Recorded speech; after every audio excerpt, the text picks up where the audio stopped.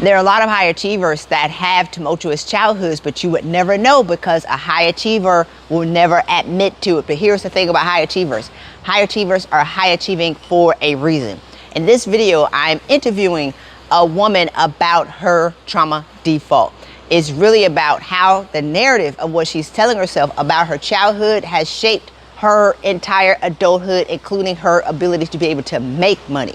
So I can't wait for you to get this information because I want you to really get clear on how your trauma default and how the story of your childhood has shaped your narrative today. My name is Christy Rutherford, and I'm the creator of the Trauma Default Breakthrough Method, where I've assisted leaders with getting over $20 million in salary raises. We've saved 30 marriages and reversed stress-related medical conditions in 36 people by figuring out what was their trauma default and solving it. I can't wait for you to watch this video. So you were a foster kid? Yeah. Give me a snapshot of your first 10 years. Raised by a very controlling and domineering woman, disciplinarian, firm disciplinarian, can't say anything bad, can't respond, so builds up anger and frustration. So were you fostered your entire life, or did you go into the system at a certain age, or like give me that? Parents terminated rights. Grandparents got me at 1. So you were raised by your grandparents? Yeah. That's not a foster kid. What are you talking about? They rescued me from going into the system when I was about to. So the domineering person was your grandmother?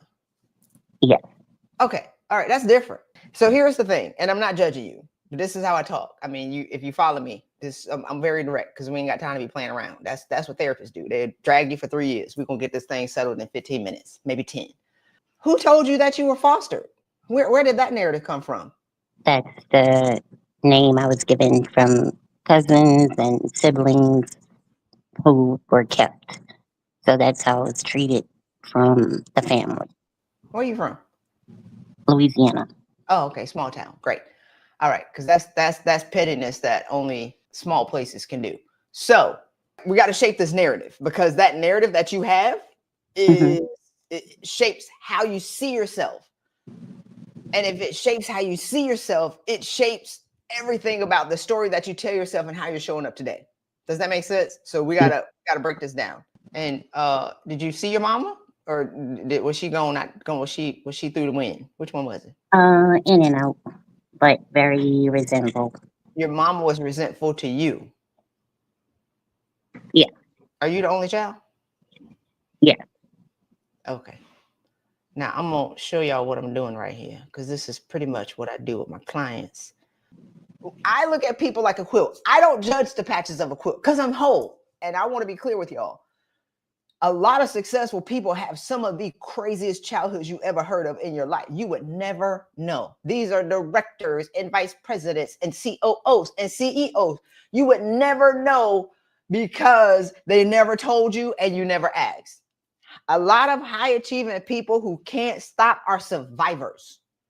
A lot of high achieving people who can't stop are running from something, but their money and their success, they never realize that they're successful and they have money because they're running from the past. So how I look at people, I look at you like a quilt. So as I'm collecting data, Layla, to get clear on like what these patches look like, because if I get clear on what your childhood looks like, I can pretty much predict with about 95 to 97% accuracy of how you're showing up as an adult in every area of your life.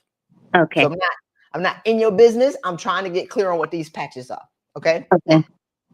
Raised by your grandparents. How was your grandfather? Cool and laid back. Okay, great. So you had somebody who loved you, which is why you're still alive. Yeah. Okay, great. So your grandmother, you weren't fostered. You were raised by your grandparents. Let's clean that story up. However, you were severely judged by everybody in your family. Yeah. All the time. All the time. Even your mama. Yeah. And your grandmama didn't play that. But your grandmama didn't play with anybody. She definitely ain't gonna play with another a kid that she got in the house that she's trying to raise. You still alive. Yeah. Okay. Are you successful? Do you consider yourself to be successful? No. Are you successful, or you don't consider yourself to be successful, or both? Which one is it? Both. Okay. What do you do professionally? Right now, unemployed. What did you do before you were unemployed? Admissions. Admissions at a college? Yeah. Did you go to college? I did, yeah. How many degrees you got? 2. You got a master's degree? Yeah. And you were working at admissions at a college? Yeah. Okay, so you lowballed yourself. I did. Yeah. Okay, because you don't know how great you are. Correct. Okay, so technically you could be more successful than you are. Because here's why I'm asking you that: how you following me if you're not making at least $125,000, $150,000 a year? And I say that, Layla, because most people who follow me, they don't make that, but that should be at least your bare minimum capacity. I speak the language of champions, and really only champions can manage listening to me. And if you can manage listening to me, you should be making at least $125,000, $150,000 a year. Now, if you're not, it's because of the patches on your quilt and how you see yourself. Okay, let's continue. So you went to college. You didn't become a bum. You ain't working at 7-Eleven. Not a bum, but Dollar Tree and retail is what I was doing as well. After you got your master's degree? Yeah. So you have a divided perception of yourself. You got you, and then you got your higher being, inner being, capital Y-O-U-U, all caps you, and then you got your puny you. Does that make sense? Yeah. Your all caps you weathered the storm and the judgment and the almost isolation. Were you isolated by your family? Because if they ain't talked about you all the time, Yeah. I know y'all had cookouts. What were you doing in the cookouts? Reading. What? Reading. So while your family in Louisiana, black family, you sound black. Are you black? I'm black. Yes. Okay, I just had to make sure. Your black family having a cookout in Louisiana, you reading. Yes. Where? In the room or in the corner? Or on the porch? On the porch sometimes, in the room sometimes. Yes. This was your childhood? Yes. Okay, but you got good grades in school? Straight A's. Mm-hmm. Okay, because your grandmama was whoop you up, right? Yeah. Okay, you could control school. Yeah. You couldn't control your home circumstances. Yeah. Did you feel safe at school? Not really. Why not? Because your raggedy cousins were there? Because I think I chose friendships that merit relationships in the family. Oh, so your friends were bullies? Yeah. How tall are you? 5'4". Okay, so you're small too. Okay, that makes a difference. Okay, great. Now, put a yes in the chat if y'all hear me collecting these data points. And again, this ain't no judgment. This is just trying to see how you see yourself. And if we all took the time to like look at how we see ourselves, because how you see yourself is how you show up in a room, which reflects how people treat you. James Allen says something like, man thinks that thoughts can be kept secret, but they cannot.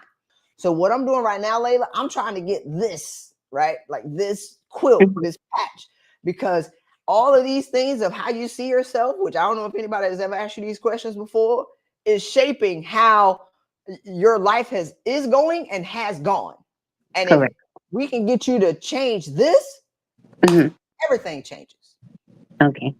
Okay, great. So I want to be clear. This $20 million in salary raises that I got my clients was this work. I ain't tell nobody. ChatGPT called me a gatekeeper. You'd be like, all right, fine. Like, this is what we do. Ain't nobody getting no more degrees over here. They not walking into the interviews, and I'm not teaching them how to beat their chest and their LinkedIn profile. I'm trying to get them clear on how they see themselves, because if we change this, they already gonna walk in the room, own the room, because they have everything. Okay, great. So you were rejected pretty much forever. And even in your friends, you attracted friends to treat you like your family treated you, but your grandfather, thank God, was awesome. That's why you're still here and you ain't floating down the river somewhere. Who funded you when you went to college? My grandma. Oh, so she does love you. Oh, did you feel loved or you just felt disciplined? Which one was it? Or both? Or you can't figure out which one it was? Both. Oh, okay. She had great expectations for you. She did, yeah. Are your cousins knuckleheads? We all have the same story with them with their mom, them with their mom. Like the whole family is just full of controlling, domineering women. Well, they got it from your grandmama. So her sisters. Oh, okay. But that came from their childhood. Yeah. Okay. You didn't rise to your highest potential yet. Are your cousins successful or are they still in Louisiana? Around the corner. Okay, great. So you came forth in this family line to break this pattern. Yeah. But you ain't break it because you got stuck. Right. Okay, great. you're an aggressor. When do you become an aggressor? See, so you see how we had to get all of that? I already know why you acting aggressive. Yeah. Why you think you acted aggressive? What is your trigger point from 0 to 100? Someone trying to dominate, control me, tell me what to do, and be petty with me. Oh, it's over. What do you do? Bark. You Bite. bark or you start swinging? Which one is it? Starts with a bark, then a bite, then swinging. Full on Mayweather. What is it?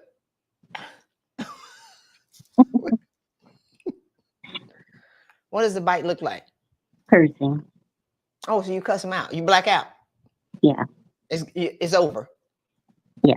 All right. How often does this happen? Often. Inbox me your LinkedIn profile. Are you on LinkedIn? I'm not. Oh, I that's a took problem. everything, That's a problem. I took everything down and I'm working on it right now. Okay. I'll beat you in the head on that. On my last point. All right. Number 1. Are you ready? Do you have your pen and paper? I have it, yes. All right. So number 1, what I want you to do is own that you came forth in this family to break generational patterns. TDJ said all great leaders are misfits because they were never meant to fit in with the people they were called to lead. So you were always going to be the weirdo. Right? So you got to say, I want you to tell yourself that. So these are the words that you need to speak over your life. Because for every negative comment, it takes 14 positive comments to negate the one negative comment. And you have a whole 8-track. I don't know how old you are. If you know what an 8-track is, you got a whole tape. Mm-hmm. Huh? I know what it is. You from Louisiana. You have a whole 2-hour tape recording playing of Woe Was Me. Yeah. So now we need to replace that with something that's new. Okay. So I want you to start looking in the mirror and telling yourself, 1, I came forth in this family line to break generational patterns. 2, Okay. your grandmother did love you. She did, yes. Her discipline was out of love to make sure you made it out because your cousins are still on the corner. Yeah. I'm not judging your cousins. I'm just stating, like, does that make sense? It You were the one. Mm-hmm. So in her trying to shape you, she unintentionally broke you. Yeah. She didn't mean that to happen. Well, people now are trying to break me. I'm like, do you know my grandma already did that, so it don't matter to me. That ain't. No, the other people are treating you how you see yourself. You walk around 5'4", acting like a victim, like a little chihuahua. So that's why they chomping at you. So we're gonna get off of what people are doing today. I want you to reframe what I talked about, this pocket that you're carrying around with. You got to change this. When you change how you see yourself, how people treat you will change. Does that make sense? Yeah. People right now treating you how you acting. Got You it. acting like a cat, but you actually a lioness. Because only lionesses follow me. Only. Period. Lions and lionesses. You walk around looking like a stray raggedy cat. I'm telling you how to fix this so we can move on. 1, I came forth in this family line to break generational patterns. 2, my grandmother loved me. Yes. 3, I forgive her. You writing this down? I'm writing it down. Yeah. Okay. 4, I forgive my family. I was not meant to be understood. I'm grateful for my grandfather. God gave you what you needed. You needed your grandmother to forge the fire out of you to make you hard as steel. Like, you needed that. If you just got softness, you wouldn't be who you are. You needed both of them. God gave you what you needed. Your perception of what happened is what's stopping you from moving forward. Does that make sense? Yeah. I was not a foster kid. I was loved. You got to change that immediately. Foster kids is when you with somebody you don't know. And you bounce from house to house to house to house to house to house. You just went to your grandmother's house. After they passed, I bounced from house to house. So that's why. How are you when they pass? Um. You leaving that part of the story out? What is wrong with you? Go ahead. Yeah. It went to aunts and cousins and friends. How old were you when they passed? 17. Oh, you were grown. Yeah. No, your grandmama gave you what you needed. That right there, you ain't no foster kid at 17, because foster kids are released from the system at 18. You are grown. You have the foundations to being a champion, which is, I want you to write that down. Okay. You weren't 6. or 5. 17, you solid.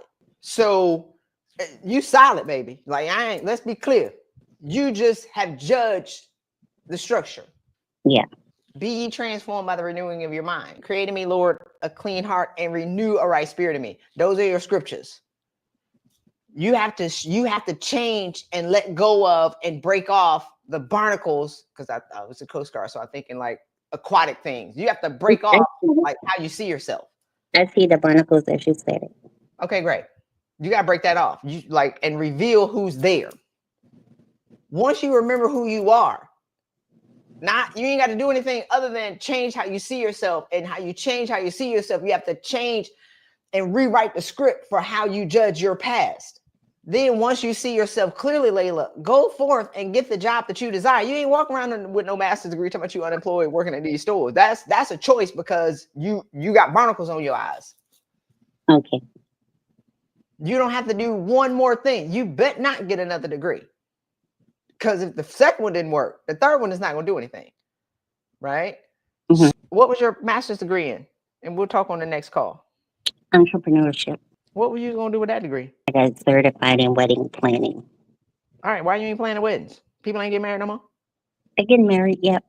I lost my spunk. I just lost my spunk with a lot going on that I went through. All right. So what I want you to do, Layla, do what I just told you to do. Join me next week so I can beat you in the head. We can figure out what you're going to do.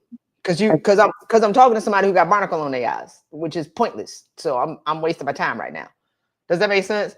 So what I'm going to do is work on the barnacles in the Romans 12:2 and the 5 things you gave me.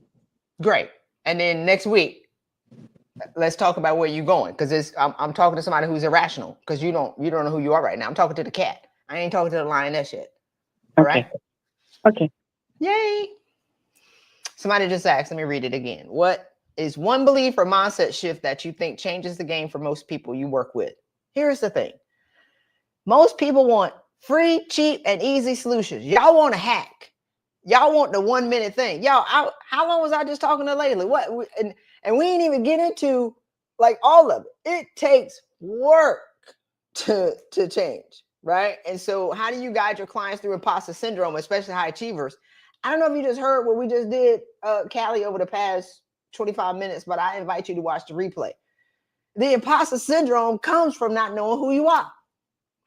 The imposter syndrome comes from telling a story that's not true. She was not a foster child. That alone, that one thing alone creates a whole host of issues of how she sees herself, and how she sees herself is going to limit how she's going to show up in the world. Point blank, period. And we didn't even get into like being harassed and the mama issues and the grandmama. Just saying I was a foster kid.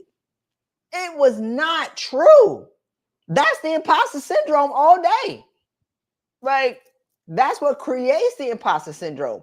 So until we're willing to go back and figure out why we have the imposter syndrome, looking for the one thing ain't gonna work. That's why y'all in therapy for 15, 20 years talking about the same thing. That's why, like I just talked about, your trauma default, which is what we just went through.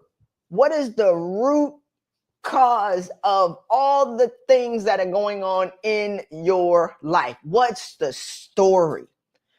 Well, and y'all can take a picture of a quilt and write down the story, because all of those things that we talked about is going to affect not just the job.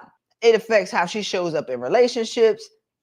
And I would have been irresponsible for digging that hole and not getting her out of it. It would have shaped how she shows up, like at work, in her relationships, in her friendships, in her like every area of her life, in her health, in her mental health, in her physical health, how she sees herself, how she dresses, how she makes money, how she allows herself to make money, how she, like, what kind of car she drives. All those things are wrapped up in that patch, in that quilt that I just talked about. Put a yes in the chat if y'all heard the story and if y'all are still with me, right? Like, if y'all stayed long enough and wasn't looking for the 1 minute hack, put a yes in the chat if y'all can see how just that part alone shapes it.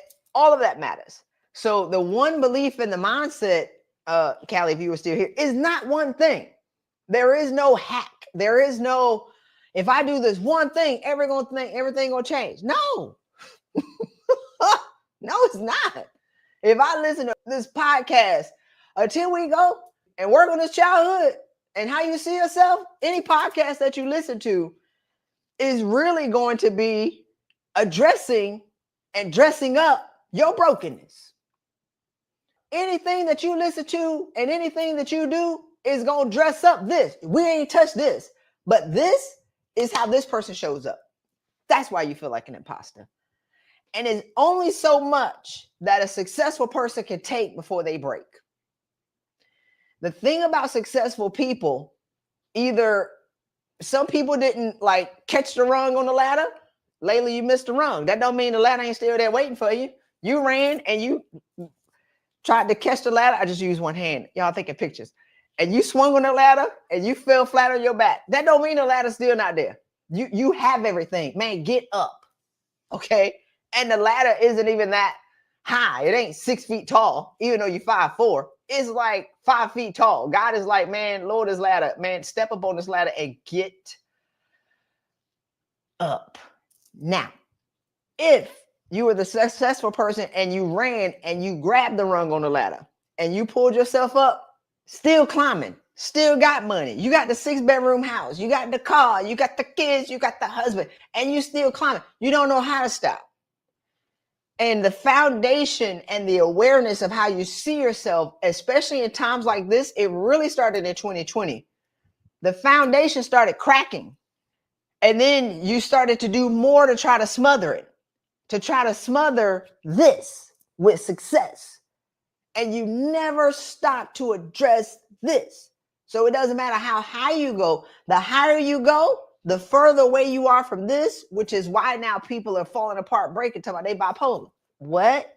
There are all these medical, mental conditions that people have. You're not at war with yourself. When you touch and agree, you ain't bipolar. You just trying to deny your quilt is like smothering your eyes and choking you out. And it's plenty of medical professionals, therapists will give you medication and some raggedy diagnosis. It's a new label every week for a woman. And men have them too, but women are the ones who go and get these diagnoses and then wear it around, walk around as a badge of honor. Let me know if y'all have any questions because I went off the rip. I can't take it. It's ridiculous. And everybody's like, oh my God, I got that too. No, let's go clean up your childhood and how you see yourself. Because you can fall for the trickery if you denying the truth. They just making up stuff and medicating you for it. And y'all taking it because you're exhausted and you're tired and you're wore out. And you feel like a victim, and the world will make you one if you let them. And you can't take it no more. So at least a medical diagnosis will help me understand why I can't rise, which is a lie. The medical diagnosis will give you an excuse to just lay there on the bottom. Man, get up. The point is to stop looking for an easy fix and do the work to reframe, forgive, and heal so we can move forward without the baggage. Yes, you got to look at your past without judgment. Look at it from the perspective of the rational adult mind, not the wounded child. If you look at your childhood from the wounded child's perspective, you're going to be a wounded woman, right? If you look at your childhood from the perspective of the rational adult as an observer, just write it down on a quilt, y'all. Write it down on paper. And then look at it. If Layla would have wrote down her childhood on a piece of paper and be like, I was raised by my grandparents, she wouldn't have said she was a foster child. Because, Layla, you grown. You know you weren't no foster kid. Look up the definition of foster. Foster at 17? No. It's impossible. Your grandmama did that. I hope you found this insight useful. Go ahead and use the link in the description below to take my trauma default pattern quiz so you can figure out which pattern you're stuck in. Like this video and subscribe to my channel to get more information so you can set yourself free from yourself and the narrative and the story that you're telling yourself that's keeping you stuck in every area of your life. Lastly, if you want to learn more about your trauma default, watch this video right here.